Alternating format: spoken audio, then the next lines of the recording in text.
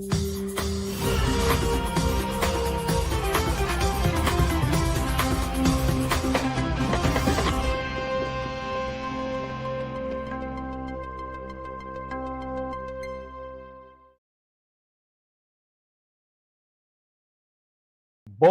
dia para você, bom dia para todo mundo, acordando cedinho para começar a saber logo como é que está o nosso planeta, como é que está o nosso país.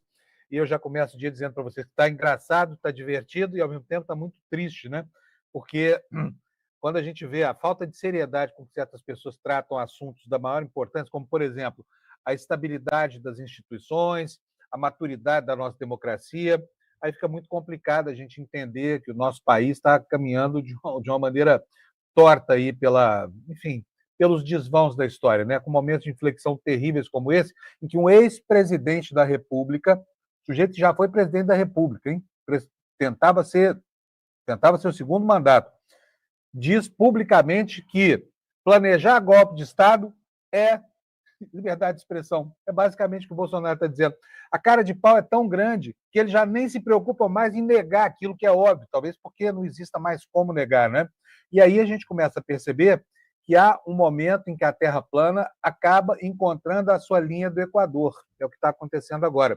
Nem mesmo as histórias falsas, nem mesmo essa dissimulação, nem mesmo esse jogo de esconde-esconde institucional pode dissimular mais as intenções verdadeiras daquele sujeito que se apropriou da presidência da República pela via do voto, mas queria permanecer presidente da República, sabotando, depreciando, detonando a via do voto, que é o momento sagrado da democracia brasileira. Então, nós estamos começando hoje, mais uma vez focados nas revelações daqueles áudios que não param de aparecer, já são 50 e tantos trechos aqui, com todo tipo de atrocidade institucional, né? Vamos falar também sobre uma atrocidade contra a infância e a adolescência. Sabe aquela proposta dos colégios militares do Bolsonaro? Aquilo tudo foi adotado. Por quê? Porque o governo passado dizia que precisava combater a ideologia de gênero nas escolas. Então, entregar a educação para quem entende educação, militar, né?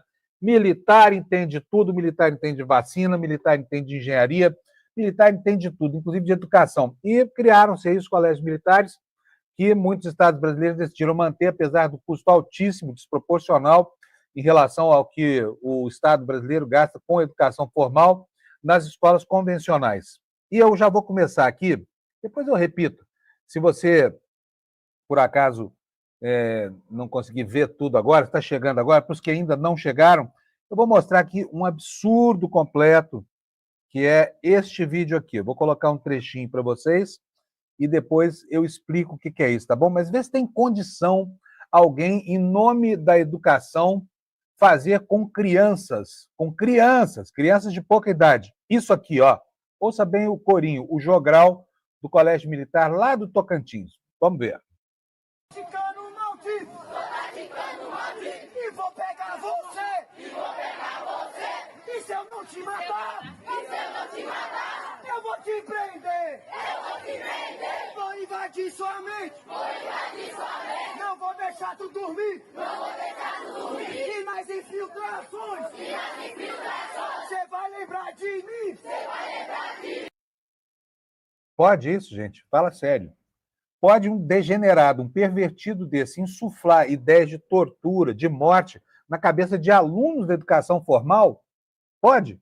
A gente vai falar sobre isso depois, tá bom? É só para eu te acordar mesmo, porque assim você já toma logo uma chacoalhada logo de manhã e se lembra que o país em que a gente vive se chama Brasil, né? Um país que agora se empenha numa patriotada aí com relação à carne brasileira, porque a carne brasileira está sendo vista lá na França como uma ameaça pelos produtores locais para o tipo de produção que eles mantêm por lá.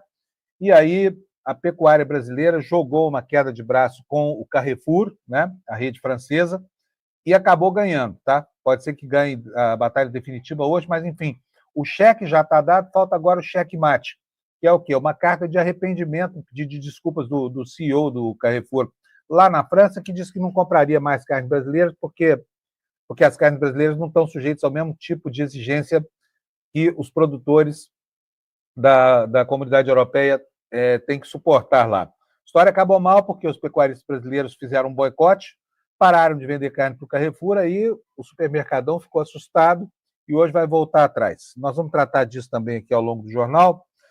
E vamos começar logo falando sobre a meteorologia, como eu faço toda vez que eu estou aqui substituindo o Demore, que está gripado, não está aqui porque está gripado, não é mais férias, tá? Dessa vez é só uma gripezinha. Uma gripezinha. Está aí no mapa do Instituto Nacional de Meteorologia para vocês, nessa faixa amarela, que vai do extremo oeste ao extremo leste do Brasil, vai ter chuvarada. A concentração maior, que pode chegar até 100 milímetros, é nessa faixa alaranjada. Tem aqui até um aviso de perigo do INMET, chuvas intensas que podem chegar até 100 milímetros. Isso aqui vai do nortão do Mato Grosso, sul do Pará, passa por praticamente todo o estado do Tocantins, Piauí, centro e norte da Bahia, e vai até Sergipe, vai até Alagoas, vai até Pernambuco, lá na região do litoral. Então, essa região está sujeita a chuvas grandes. E aqui no sulzinho também, olha, vou aumentar para vocês, também tem outro alerta de tempestade aqui. Praticamente todo o estado do Rio Grande do Sul hoje vai ter chuvas intensas, mas a intensidade maior é aqui no extremo sudoeste do estado, tá bom? Pessoal daí, tome cuidado. Aqui o alerta é por conta de acumulado de chuva. Está chovendo muito por lá, então o terreno fica encharcado e pode ocorrer deslizamentos, essa coisa toda. Então, tá aí, esse vai ser o dia da meteorologia. Vamos dar uma olhadinha agora como é que vão ser as temperaturas nas capitais hoje do Brasil. Vou colocar aqui, olha, Belo Horizonte vai ter 29 de máxima, 14 de mínima. Aqui em São Paulo, 34 de máxima, vai fazer calor, hein? 18 de mínima. Aliás, isso é lá no Rio de Janeiro, ó, eu errando aqui. São Paulo, 30 graus de máxima, 17 de mínima. Salvador, tempo nublado, 28 graus de máxima, 22 de mínima. Nas capitais do Nordeste, temperaturas aí oscilando entre 38 e 26. Lá no Centro-Oeste também calorão, máxima no Tocantins, lá em Palmas, de 30, com 23 de mínima. Mato Grosso do Sul, 33 graus de máxima, com 25 de mínima. E vai por aí afora. Quer dizer, vai ser um dia quente no Brasil, com algumas chuvas, né?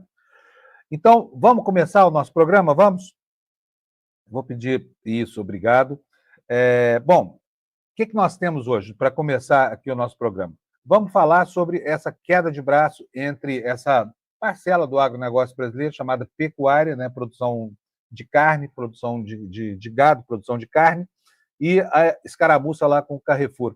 No fim das contas, funcionou a pressão. Parecia só uma patriotada, mas os produtores brasileiros que se sentiram ofendidos com a restrição do Carrefour à compra de carne lá na Europa, acabaram tomando aqui uma medida de força, né?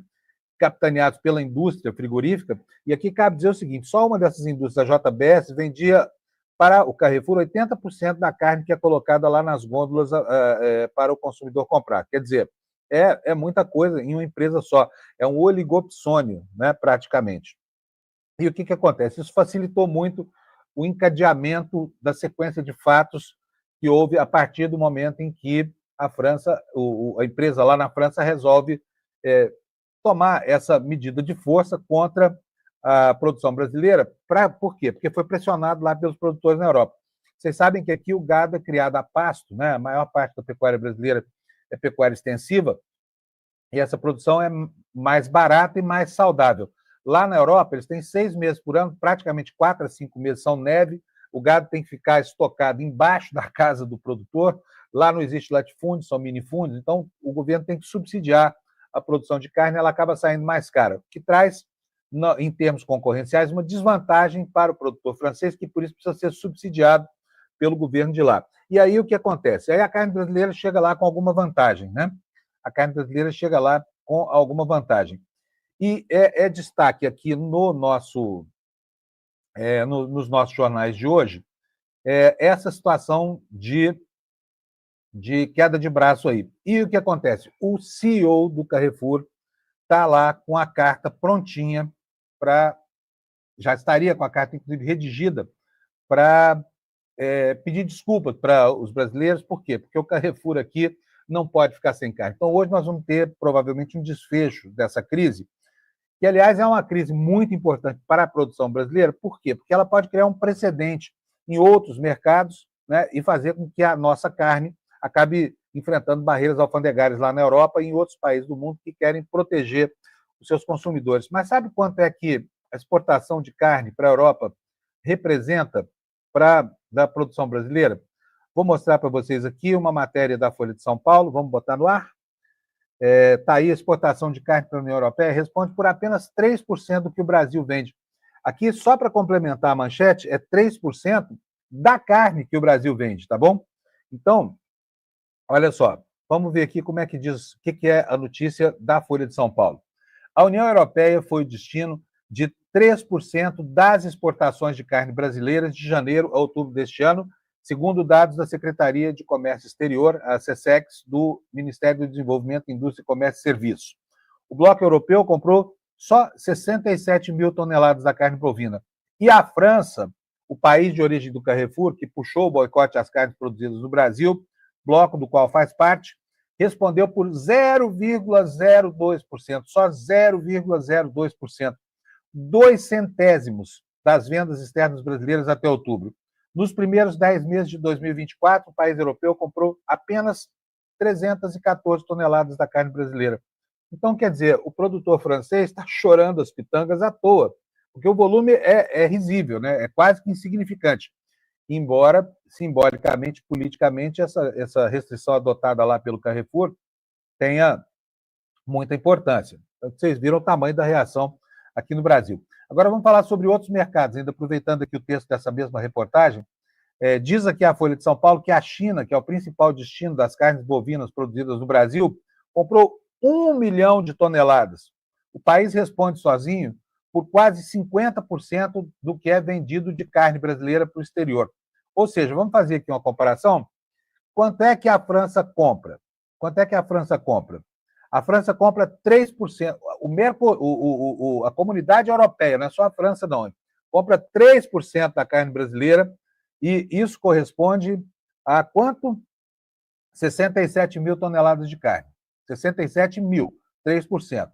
Aí vamos pegar aqui o dado da China. A China sozinha, 1 milhão de toneladas, tá? E a França, 0,02%. Então, o prejuízo com esse boicote promovido aqui pela indústria frigorífica brasileira seria muito maior para o Carrefour. Por quê? Porque no Carrefour, as vendas de carnes correspondem a algo entre 6% e 12% do total de vendas. Isso é mais do que a margem de lucro líquida desse supermercadão. Então, está aí, os produtores, os pecuaristas brasileiros ganharam essa queda de braço, vai haver essa retratação, e aí a carne brasileira volta a ser comprada pelo Carrefour, essas 314 importantíssimas toneladas que o Brasil vende para esta instituição, Carrefour. Agora vamos tratar de coisas realmente importantes. Vamos tirar esse compartilhamento aqui, porque nós vamos tratar agora do golpe de Estado do Bolsonaro. E eu vou começar destacando aqui algo que está no nosso portal aqui no iclnoticias.com.br, que se você não conhece, você precisa conhecer, porque está ali todo o noticiário no que importa para você ter um dia bem informado. Eu vou colocar aqui na tela para vocês. Olha, ICL Notícias. Vou dividir aqui a tela com vocês. Está aí, olha, Bolsonaro admite que cogitou a decretação do estado de sítio. Isso não é golpe, hein, gente? Isso é liberdade de expressão, tá? Lá na Terra Plana, lá em Nibiru, Ratanabá, onde vive o Bolsonaro, isso não é golpe, isso é liberdade de expressão. E aqui vem o intertítulo: áudios expõem trama golpista e, aspas, em uma declaração: é guerra civil agora ou depois, diz um coronel que foi ouvido num dos áudios que foram ouvidos aí dessa coleção de mais de 50 trechos que já vazaram, né? Vamos ver o que diz a manchete principal? Vamos lá? Ela diz o seguinte, olha, o ex-presidente Jair Bolsonaro, do PL, disse ontem, segunda-feira, que o estado de sítio chegou a ser estudado no final do seu governo, mas negou que tenha liderado a trama de um golpe de Estado. Estado de sítio contra o quê? Como que não era golpe de Estado? Fala aí, mano, me deixa entender, porque eu não estou conseguindo. Se não era golpe, para que o estado de sítio? Contra o sistema eleitoral brasileiro? Contra urnas que produziriam resultados falsos? Só na cabeça desse sujeito. Então, isso justificaria a adoção de uma medida de estado de sítio. Se não é golpe, eu não sei o que é golpe, né? Aliás, né, no esforço para transformar, para normalizar as atitudes de Bolsonaro, outro golpista se somou a ele, Michel Temer, né? Que vem aí para contestar essa versão de que sem Forças Armadas não tem golpe, essa coisa toda. Mas eu vou me ater aqui ao texto do ICL. Ela diz aqui, entre aspas, com declaração de Bolsonaro, o seguinte: golpe de Estado é coisa séria. Tem que estar envolvido todas as Forças Armadas, senão não existe golpe. Ninguém vai dar golpe com o general da reserva e meia dúzia de oficiais. É um absurdo que estão falando. Quero lembrar aqui que o filho do golpista, o golpistinha, o Eduardo Bolsonaro, disse que não precisava das Forças Armadas todas para dar um golpe, bastava um cabo e um soldado num jipe para fechar o Supremo Tribunal Federal. Se aquilo já não era uma sinalização de golpe, o que será que essa gente pensa que é golpe de Estado, hein? Aí prossegue aqui o Bolsonaro, entre aspas, uma vez mais. Da minha parte, nunca houve discussão de golpe. Se alguém viesse pedir um golpe para mim, ia falar, tá, tudo bem. Repara nessa afirmação dele aqui, ó. Tá, tudo bem. E o after day? Ele queria dizer day after, mas falou after day. E o dia seguinte, como é que fica? Como é que fica o mundo perante a nós? A palavra golpe nunca esteve no meu dicionário. Não esteve, não. Então, vamos lá. Se alguém viesse falar de golpe para um presidente da República em pleno exercício do mandato, o que esse presidente da República tinha que fazer? Dizer, tudo bem, como é que vão ficar? Como é que vai ficar a gente? Ou teria que dar voz de prisão para o golpista? Por quê? Porque é crime contra o Estado Democrático de Direito, lei que o próprio Bolsonaro promulgou no exercício da presidência da República, e ele não sabe disso. Sabe? Um golpista merece um tratamento marcial, merece tratamento judicial, mas ele não. Ele iria discutir com o golpe. Mas e o dia seguinte? E o after day? Como é que fica o after day? Como é que ficaria o mundo perante a nós? A palavra golpe nunca esteve no meu dicionário. Ele acha que decretação de estado de sítio por causa de fake news sobre eleições não é golpe de Estado. Prossegue aqui a matéria no site do ICL. Na semana passada, a PF indiciou 37 pessoas, entre elas Bolsonaro, pelos crimes de tentativa de abolição violenta do Estado Democrático de Direito, tentativa de golpe de Estado e organização criminosa, cujas penas somam entre 12 e 28 anos de prisão, sem contar os agravantes. Os investigadores apontam quem teria se envolvido nas diversas frentes golpistas em 2022, incluindo os ataques ao sistema eleitoral e discussões sobre uma minuta de decreto para anular o resultado das eleições. A PF ainda investiga o documento denominado Planejamento Punhal Verde-Amarelo, que teria sido criado pelo general de brigada da reserva, Mário Fernandes, ex-número 2 da Secretaria-Geral da Presidência da República.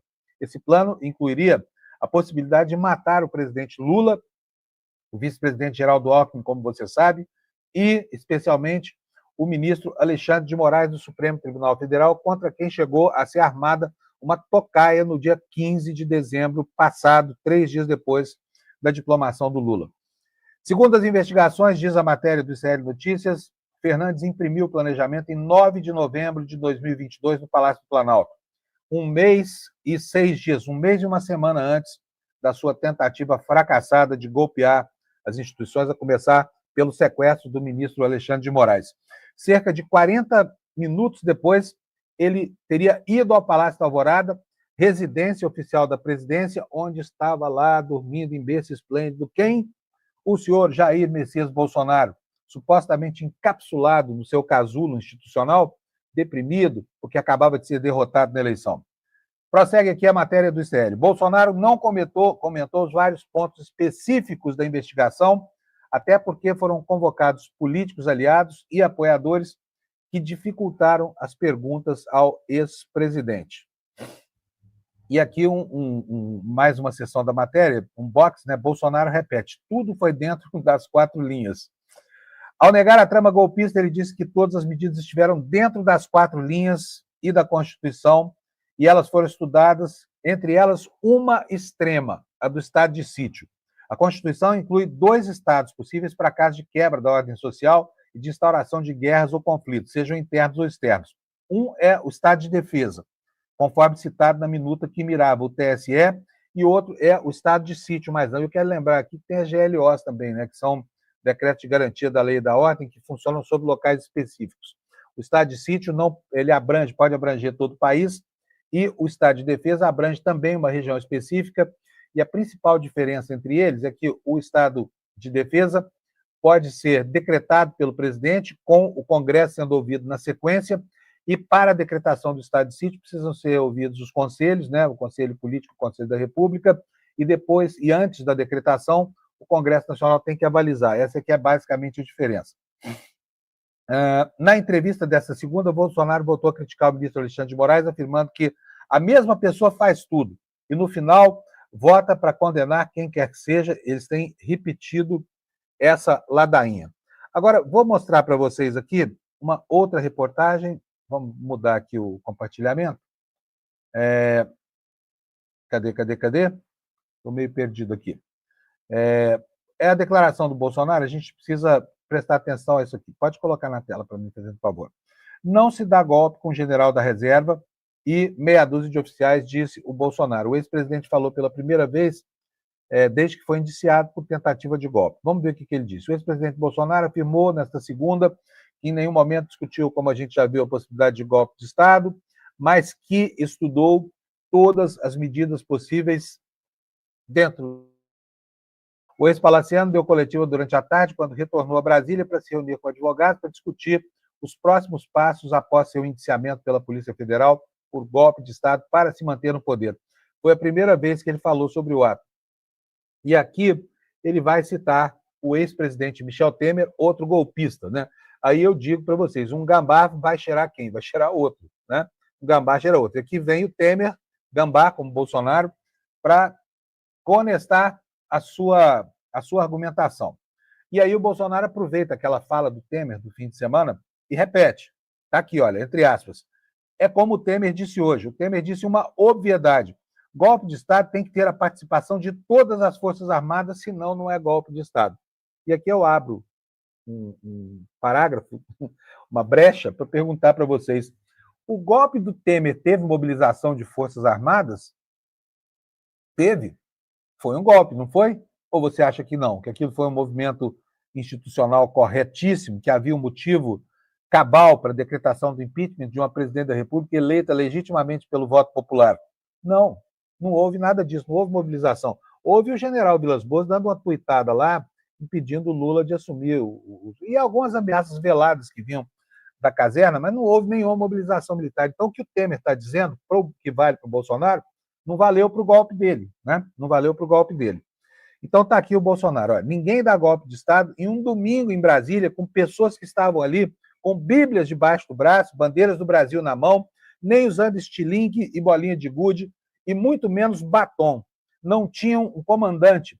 Vamos tirar da cabeça isso aí. Ninguém vai dar golpe com o general da reserva e meia dúzia de oficiais. Da minha parte, nunca houve discussão de golpe. Então, ele admite que pensou em usar o estado de sítio, tá? Ele não refuta mais esse negócio, que estudava medidas de força contra o resultado legítimo de uma eleição que ele perdeu e foi derrotado. Ele mobilizou numa reunião oficiais do Exército, né, das três forças. Ele se reuniu com embaixadores numa reunião transmitida em cadeia nacional. Ele fez comício em praça pública no 7 de setembro, dizendo que iria fazer o golpe. Ele teve subordinados que construíram essa operação chamada Punhal Verde e Amarelo nas barbas dele, no gabinete dele, vai dizer que não sabia como é que é possível o presidente da República. Então, o sujeito tem que ser um panaca completo para não saber da articulação mais importante de gente que estava subordinada imediatamente a ele, como esse general Fernandes, né? Que, à época, era ministro interino da Secretaria-Geral da Presidência da República, um posto importantíssimo. Esse cara despachava o dia inteiro com o Bolsonaro. Ele não sabia da conspiração que ele estava armando. Não. Ele autorizou, falou que podia ser feita uma operação qualquer até o dia 31 de dezembro, quando foi consultado no dia 12, sobre a data dia 12, que era a data da diplomação do Lula. Como é que esse cara vai querer dizer para os juízes que vão julgá-lo, né, para a segunda turma do Supremo Tribunal Federal, que ele não pensava em golpe de Estado, que os elementos estão aí tão dados e as provas são sobejas, elas estão aí em grande evidência. Muito difícil Bolsonaro escapar dessa punição, inclusive pela via de uma anistia congressual, que é um processo completamente anômalo, né, porque visa, inclusive, como é óbvio, visa beneficiar uma única pessoa, não visa pacificação de nada, e que todos os juristas sérios do país já disseram que seria inconstitucional, até porque falar em anistia antes da condenação É como falar de uma enchente antes da chuva. Não aconteceu ainda, né? Mas vamos continuar aqui com a matéria do CL, citando aqui o que o nosso golpista último, né, disse. Bolsonaro seguiu. Se alguém viesse conversar sobre golpe comigo, eu ia dizer, tá, tudo bem. E o after day? A gente já viu essa frase aqui daqui a pouco. Como é que fica o mundo perante nós? Agora, todas as medidas possíveis dentro das 4 linhas da Constituição, eu estudei. Inclusive aqui, o que ele chama de 4 linhas da Constituição está lá estado de sítio, estado de defesa, porque essas são medidas de exceção previstas pela Constituição como graves remédios institucionais. O ex-presidente afirmou que a palavra golpe nunca esteve em seu dicionário. Jamais faço e jamais faria algo fora das 4 linhas. Para ele, dá para resolver os problemas do Brasil dentro da Constituição, ou seja, dá para aplicar um golpe constitucional. Nos documentos enviados ao Supremo Tribunal Federal na última quinta-feira, 21, a PF indiciou Bolsonaro e outras 36 pessoas, diz a matéria. A PF aponta Bolsonaro como líder da organização criminosa. O mesmo relatório aponta que Bolsonaro sabia do plano para matar o vice-presidente Geraldo Alckmin, o presidente Lula e também o ministro Alexandre de Moraes. Além de mensagens de celular, vídeos, gravações, depoimentos de delação premiada do tenente-coronel Mauro Cid, há uma minuta de decreto golpista, que, de acordo com a PF, foi redigida e ajustada por Bolsonaro. Bom, aí vamos saber um pouquinho mais. Vamos parar o compartilhamento só para eu poder botar aqui na próxima guia, porque é o seguinte, esses caras que estavam tramando essa operação desastrada, né, o exército de Brancaleone, a serviço da causa golpista da presidência da República. Aliás, o exército de Brancaleone é uma péssima comparação, vocês vão me desculpar, porque aquele exército era um exército, né, sonhador, o nosso exército aqui é um exército de trapalhões, né, de incompetentes, inclusive para gestar uma operação como essa. Mas a Folha de São Paulo traz aqui hoje uma reportagem mostrando que esses caras já falavam sobre golpe há muito tempo. Quer ver só? Está aí na sua tela, presos pela PF, escreveram sobre terrorismo e operações especiais dentro de escola do Exército. Militares detidos sob suspeita de planejar golpe e morte de Lula apresentaram trabalhos acadêmicos sobre esses temas, tá? E diz aqui o corpo da matéria. Os 4 oficiais das Forças de Operações Especiais do Exército presos preventivamente na terça 19 pela Polícia Federal, sob suspeita de participar do planejamento... Nossa, que bifão essa frase aqui, hein? Mas vamos continuar aqui.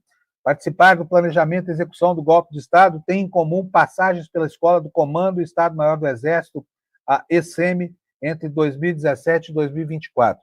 Ali, 3 deles, os tenentes-coronéis Hélio Ferreira Lima, Rafael Martins de Oliveira e Rodrigo Bezerra de Azevedo, produziram e defenderam trabalhos sobre o papel das Forças de Operações Especiais em situações que não se enquadram no modelo de guerra regular. Entre os temas tratados das pesquisas estão combate ao terrorismo, ao crime organizado e ao narcotráfico, assistência a forças policiais e dissuasão do inimigo.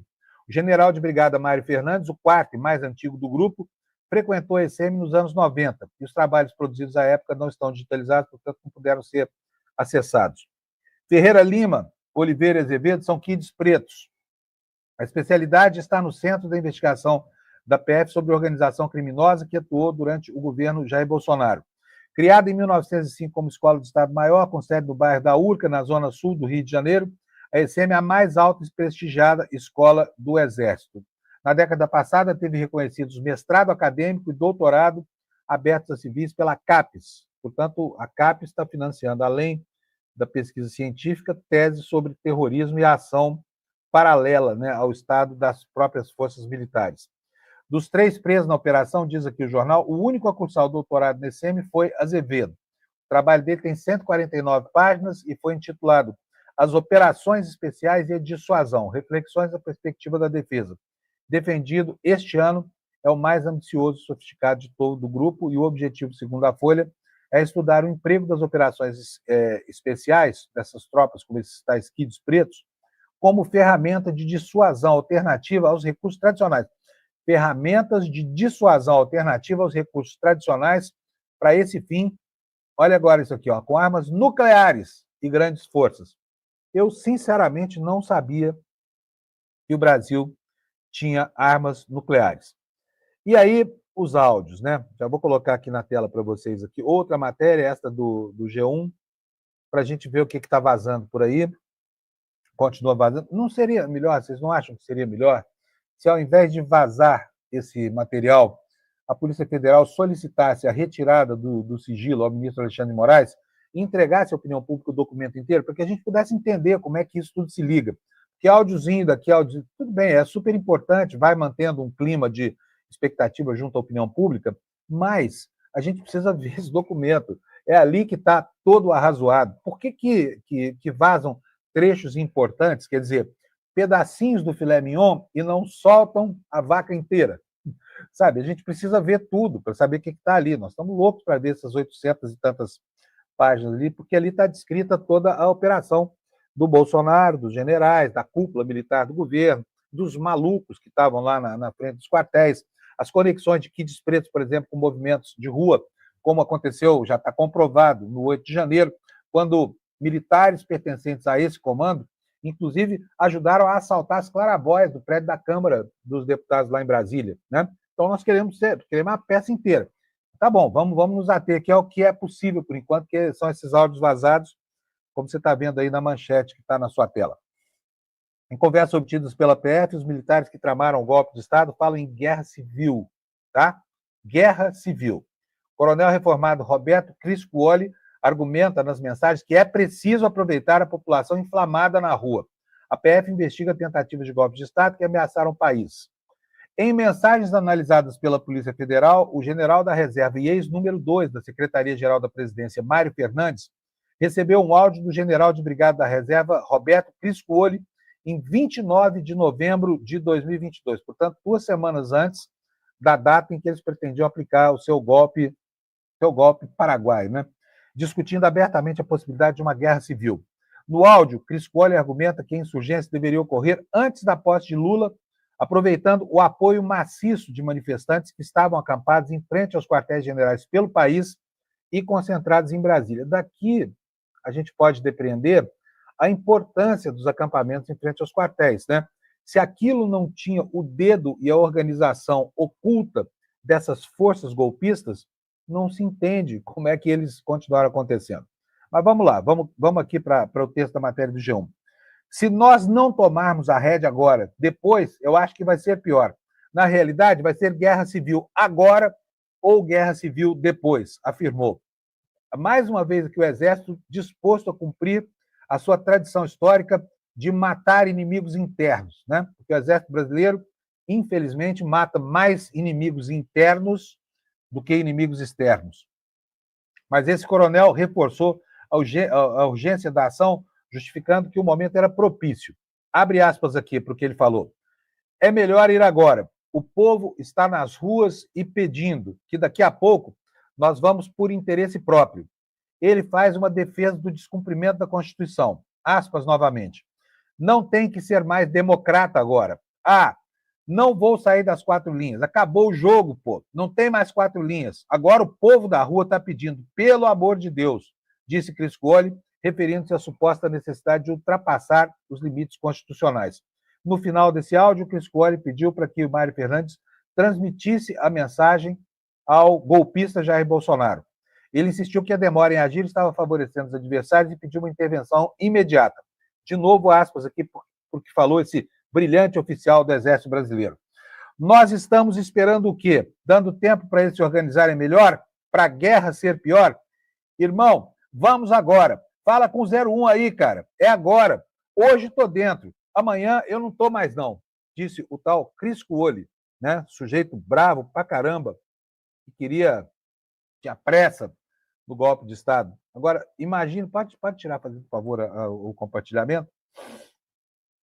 Queria dizer para vocês o seguinte, imagina que esses sujeitos agiam com ódio e com a convicção absoluta de que a argumentação do Bolsonaro estava certa em relação àquilo que acontecia no momento eleitoral, que, como eu disse antes, é um momento sagrado da democracia brasileira. Eleições perfeitas, atestadas, auditáveis, tudo certo, né? Com um processo rápido, eficiente, elogiado pelo mundo inteiro, e eles acreditando que isso tudo era para engendrar um processo de fraude, sabe?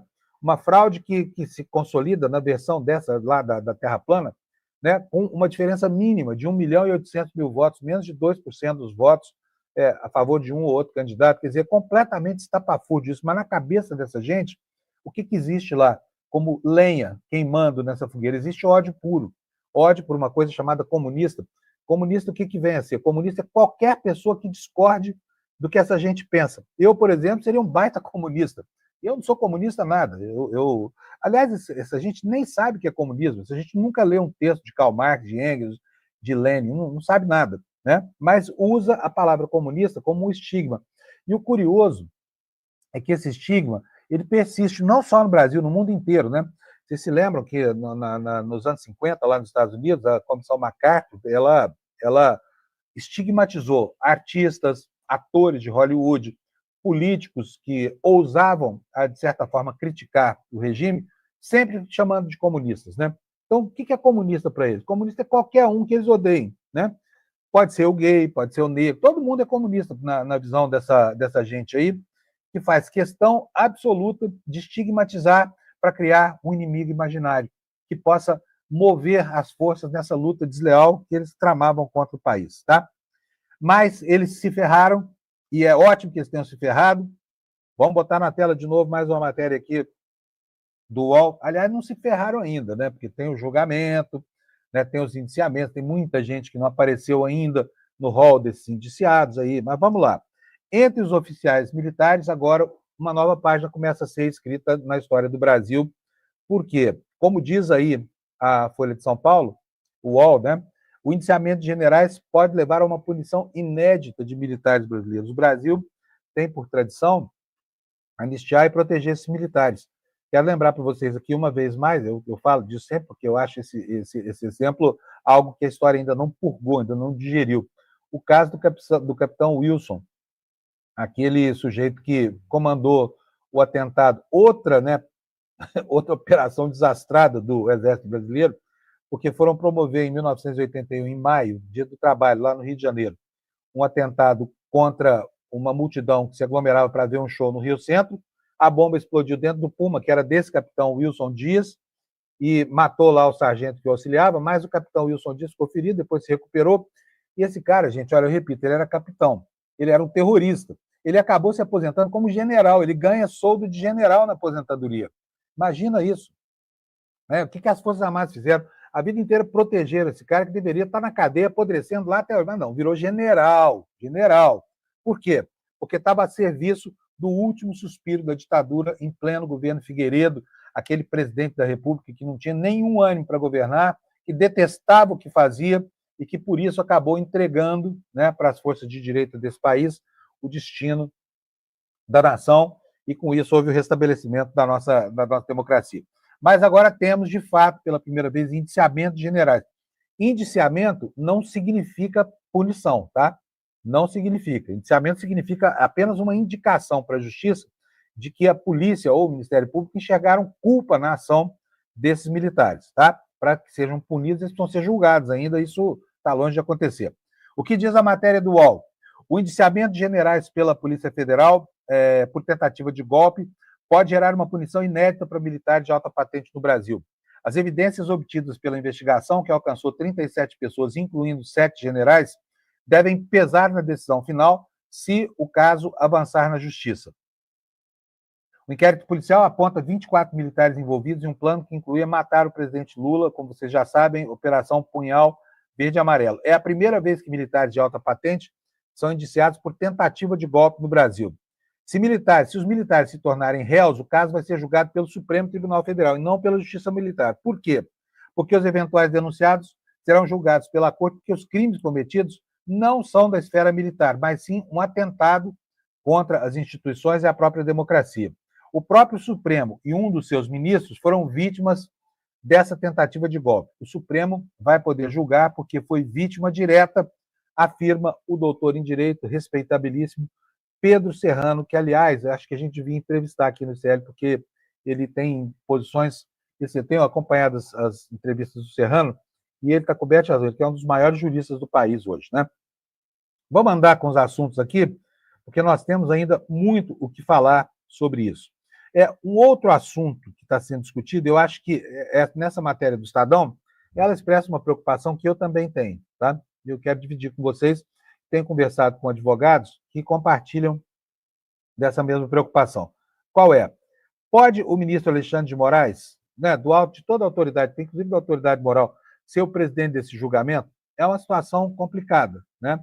Ele pode instruir o processo? Claro que pode instruir o processo, ainda que ele seja vítima dessa armação toda que está sendo desvendada no processo judicial, mas ele não está julgando ninguém por enquanto, ele está instruindo o processo. Então, aqui não vejo nenhum problema. Mas outras pessoas veem, por exemplo, o Walter Maierovitch acha que o Moraes tem que se dar por impedido da presidência do inquérito, né? Ele não pode apresentar o primeiro voto lá, como eu gostaria muito que fizesse, mas, na verdade, é o seguinte, é difícil a situação de uma pessoa que é vítima e julgador dos réus ao mesmo tempo. Isso ninguém pode negar. Então, o que o Estadão foi questionar com o jurista foi a mesma coisa que eu e outros jornalistas já fizeram, né? Se a permanência do ministro Alexandre de Moraes no momento do julgamento pode ou não comprometer a rigidez do processo. Por quê? Porque esse processo não é um processo qualquer, esse processo é importantíssimo para a história do Brasil. Daqui a 100 anos, 200 anos, os alunos das escolas de primeiro e segundo grau, de ensino médio e ensino fundamental, vão estar estudando esse momento da história. E não pode restar dúvida aqui de que houve uma condução correta e honesta desse processo de golpe, porque isso molda o futuro do país, né? Na medida em que, se tivesse havido golpe, nós teríamos uma outra conjuntura, provavelmente com gente como eu e outros aqui que têm opinião crítica, já presos, ou talvez exilados, com a volta da tortura, porque os próceres desse golpe eram extremamente simpáticos a torturadores, né? O próprio Bolsonaro vive tecendo loas ao Brilhante Ustra, que é o único torturador brasileiro condenado pela justiça. Então, a situação seria muito grave. Como ele tem essa importância histórica, e ele é muito importante para a reorganização das forças democráticas neste momento presente que nós estamos vivendo, então, a minha opinião, eu que não sou jurista, não sou nada, sou só um jornalista dando palpite aqui, eu veria com bons olhos que outra pessoa presidisse o julgamento, embora não veja nenhum problema na instrução do processo pelo Alexandre de Moraes, né? Ele já fez a parte dele, teve uma condução muito importante para que tudo chegasse onde chegou, mas será que é adequado que ele julgue? Aliás, eu gostaria de conhecer a opinião de vocês aqui na nossa área de chat. Se vocês puderem, pode discordar de mim, não tem problema nenhum, tá? Porque eu sei que o assunto é controverso e polêmico. Mas vamos para o que o Estadão apurou aqui com relação a essa situação incômoda aqui, que vai acabar tendo que ser discutida mesmo daqui a pouco. Diz aqui o jornalão, as investigações da Polícia Federal que revelaram a trama para matar fulano, Beltrano e Cicrano reforçam entre juristas uma posição que vem ganhando corpo há muito tempo. O ministro do Supremo deveria se declarar impedido de julgar casos envolvendo a tentativa de golpe de Estado articulada por apoiadores integrantes do governo Bolsonaro. E aqui o Estadão foi além, né? Ele está argumentando que o ministro Alexandre de Moraes não deve se dar por impedido só da condição de presidente do processo. E ele deve também se dar por impedido de votar como ministro do Supremo Tribunal Federal. Aí eu tenho minhas dúvidas sobre isso aqui. Juristas ouvidos pela reportagem do Estadão afirmam que os fatos revelados pela PF são graves e exigem uma apuração rigorosa. Como Moraes era um alvo direto dos golpistas, seria ideal que ele se declarasse impedido de continuar na condução do inquérito na corte. Aqui o jornal diminui aqui o escopo da sua preocupação. Segundo esses especialistas, essa medida pode evitar que brechas processuais sejam exploradas pela defesa dos envolvidos e que poderiam levar à anulação do caso. O afastamento também fortaleceria a legitimidade do Supremo, especialmente diante do atual contexto de crise de confiança que a instituição enfrenta. Procurado via assessoria por meio do Supremo, Moraes não se manifestou.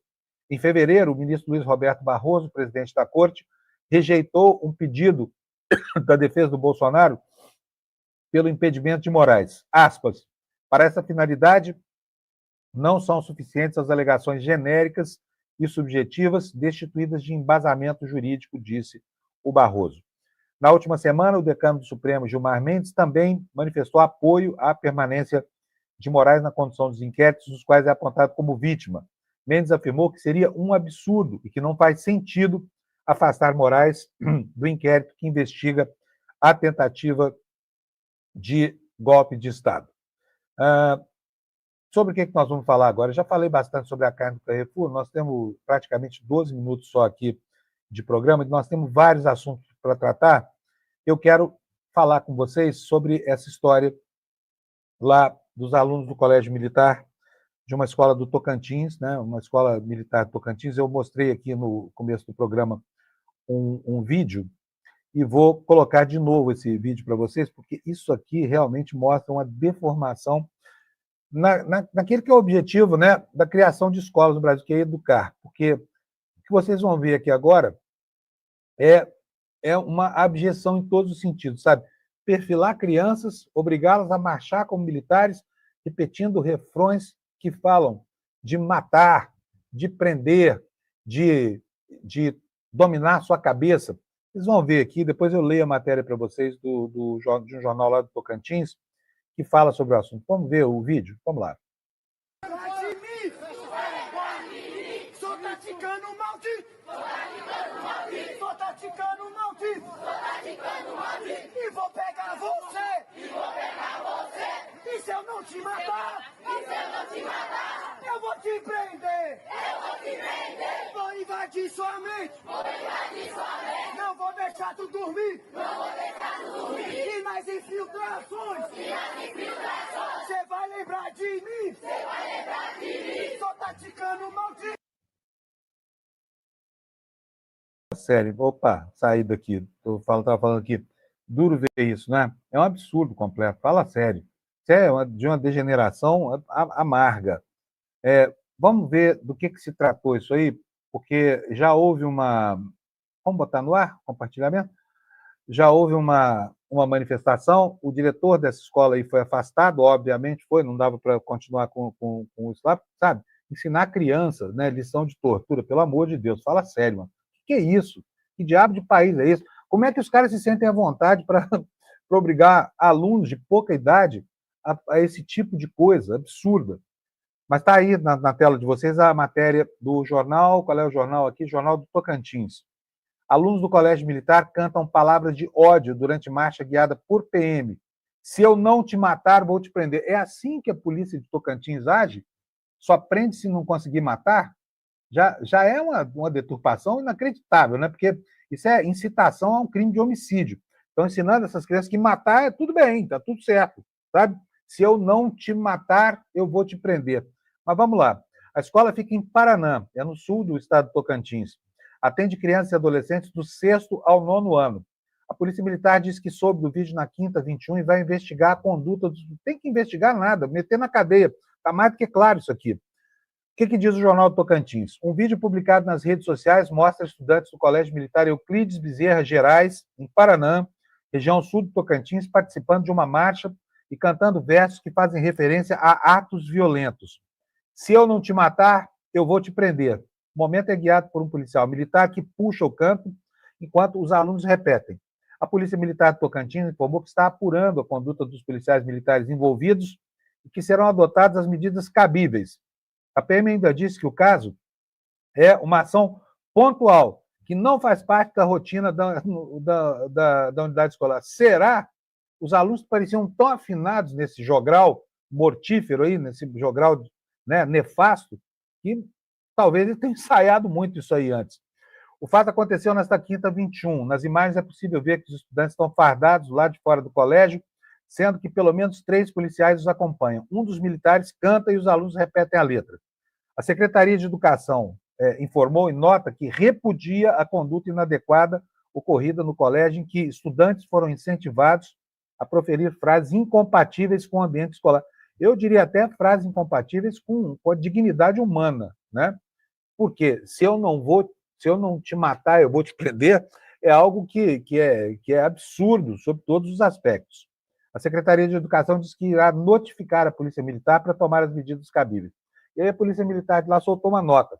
PM Tocantins informa que tomou conhecimento, por meio de vídeos nas redes sociais, de uma atividade extracurricular no Colégio Fulano de Tal. A instituição esclarece que a atividade em questão se tratou de uma ação pontual, que não faz parte da rotina diária. Será que faz parte da rotina semanal?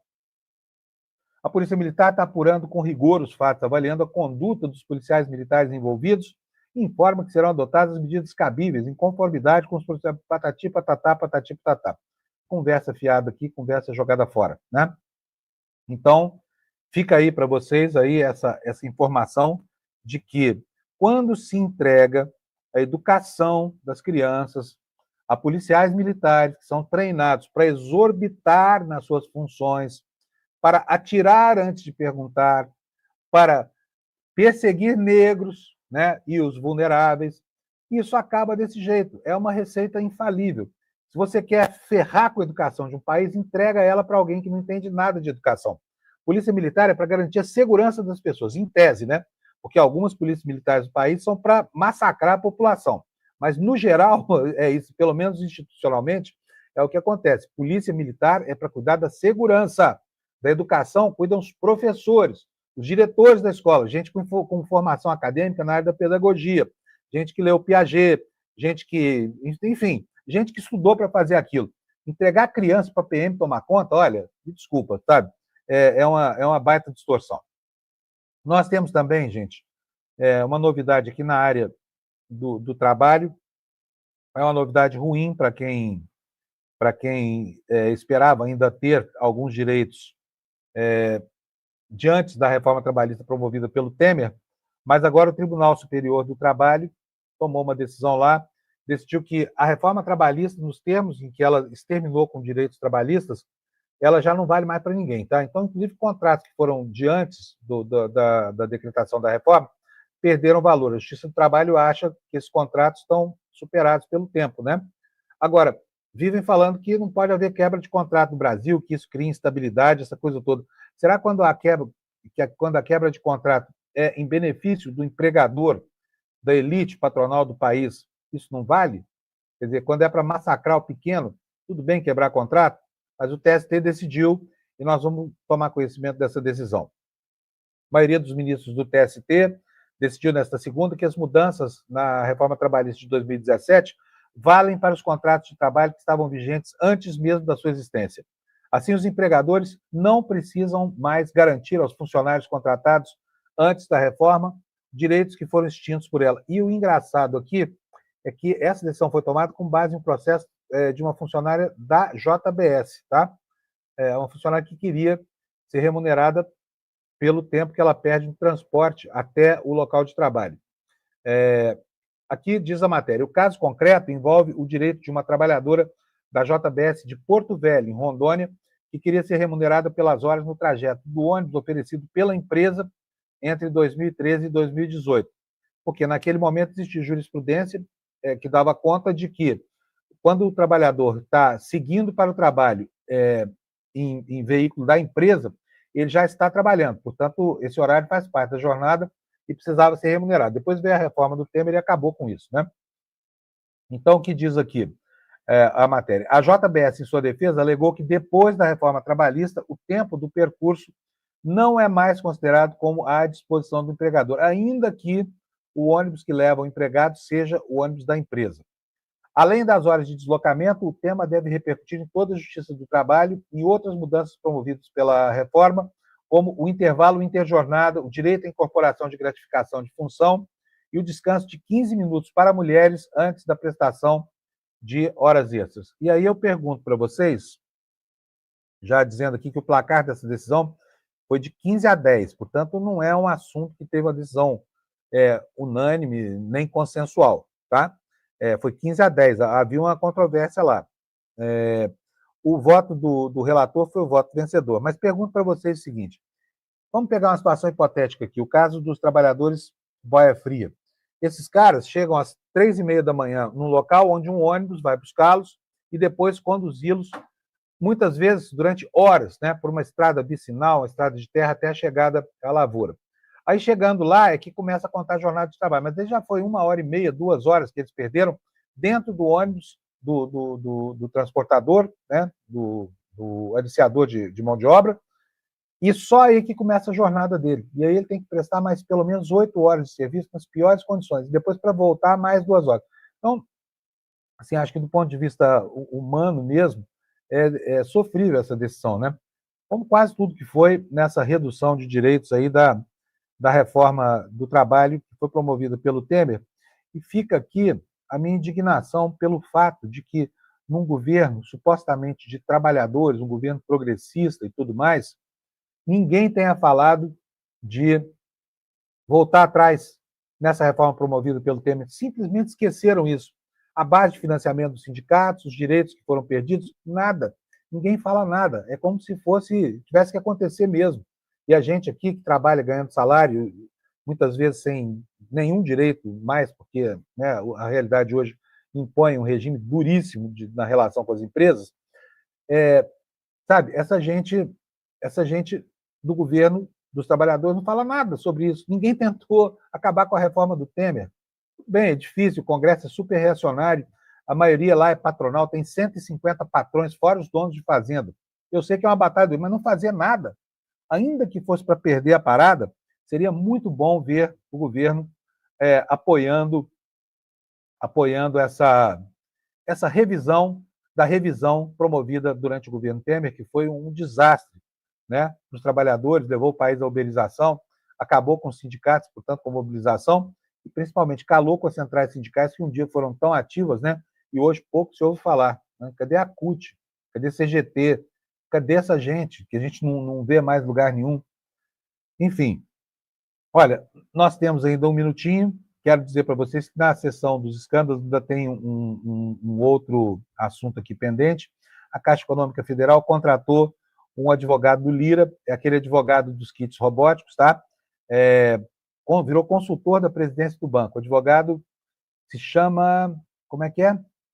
O nome dele, desde 26 anos, advogado Luiz Maurício Carvalho Silva, empregado da Caixa como consultor do presidente Carlos Vieira.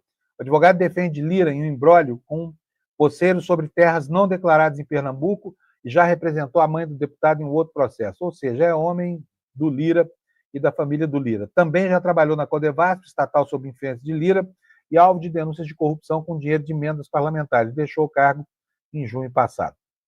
Bom, são 7 horas e 58 minutos. Eu preciso encerrar o programa, mas antes, dá um desligue, não sai daí, porque continua. Tem o N1 daqui a pouco.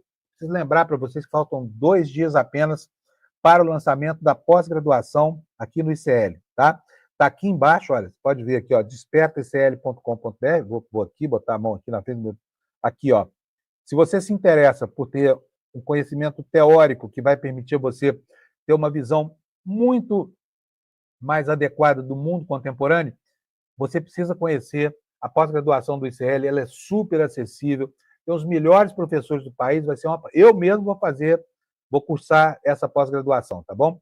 Então, conheça, despertaicl.com.br, a inscrição para essa aula de apresentação é gratuita, vão estar lá o Eduardo Moreira e o nosso queridíssimo Gessé, explicando como é que será esse curso de pós-graduação que qualquer pessoa no Brasil pode cursar. Inclusive, eu estou falando isso por conta do custo, que será um custo social, um custo para que todo mundo possa ampliar, né, ter uma visão panorâmica do processo social e político a partir da formação teórica orientada pelo Gessé e em parceria com a Fundação Escola de Sociologia e Política de São Paulo, que é a mais tradicional do país. Dito isso, bom dia para vocês, boa terça-feira, aproveitem o dia com juízo e aproveitem o N1. Quem ficar vendo o N1 vai se encontrar comigo daqui a pouco lá embaixo outra vez, tá bom? Tchau para vocês, muito obrigado pela audiência, até amanhã.